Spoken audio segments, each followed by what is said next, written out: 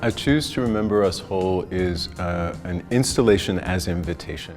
And the formal conceit is that it will be structured around 5 altars that are going to be imagined and constructed by collaborators who've been chosen from both the University of Washington community and from the broader Seattle community. 5 artists of different generations, of different practices, who are going to come together, and we're all going to work with a set of common principles to construct these altars.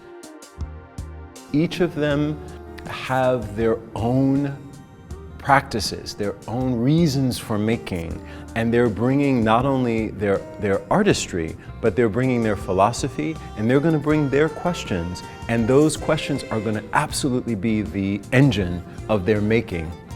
So, unlike what one might expect, there's no predetermination of what these altars are going to look like.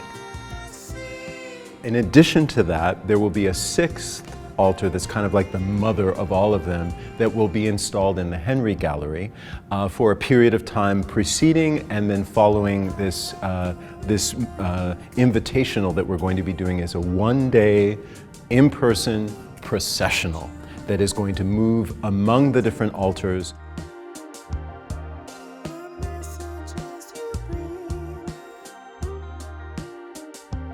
I am interested in whether or not this series of altars on the University of Washington campus, purposed by these incredible artists who come out of their own diverse set of traditions, might invite us to see more broadly, see multiply, and see with more patience and presence. There's a long history of altar building. Some of them are as seemingly mundane as a set of objects set up on a ledge in a home. Some of them have profound significance and have very strict rules attached to them connected to religious practices. All of them share one element, which is that they are intentionally ephemeral in nature. We are never in the same place in the universe.